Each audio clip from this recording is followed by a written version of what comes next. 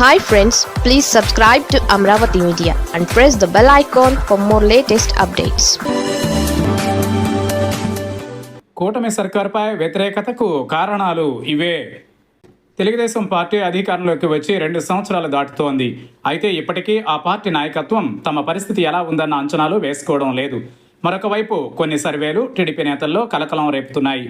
వైసీపీకి అనుకూలంగా రావడంతో వాటిని ఫేక్ సర్వేలుగా కొట్టిపారేస్తున్నప్పటికీ కూటమి ప్రభుత్వం చేస్తున్న తప్పిదాలు, ఎమ్మెల్యేలపై అసంతృప్తి కొంత ఉందన్నది వాస్తవమని టీడీపీ నేతలతో పాటు కేడర్ కూడా అంగీకరిస్తున్నారు. ప్రస్తుతమైతే చంద్రబాబు అనుకుంటున్నట్లు ఏ వర్గము సంతృప్తికరంగా లేరన్నది వాస్తవం. మహిళలు, రైతులు, విద్యార్థులు, ఉద్యోగులు ఇలా అన్ని వర్గాలలో కొంత అసంతృప్తి నెలకొంది.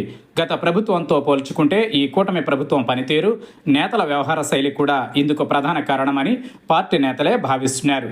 ఇక ఏ కారణమైనా కావచ్చు, ప్రజలలో కొనుగోలు శక్తి పెరగలేదు, అలాగే చేతుల్లో డబ్బులు ఆడడం లేదు. మరొక వైపు నిత్యావసరాలతో పాటు కూరగాయల ధరలు భారీగా పెరిగిపోయాయి.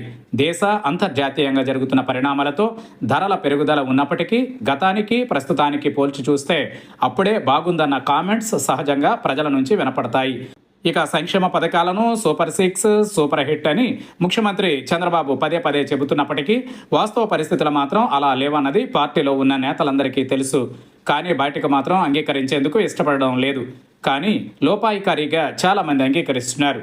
ధరల పెరుగుదల ప్రభావం తెలియకుండానే ప్రభుత్వంపై వ్యతిరేకతను ప్రజలలో పెంచనుందని గతంలో అనేకసార్లు రుజువు చేశాయి.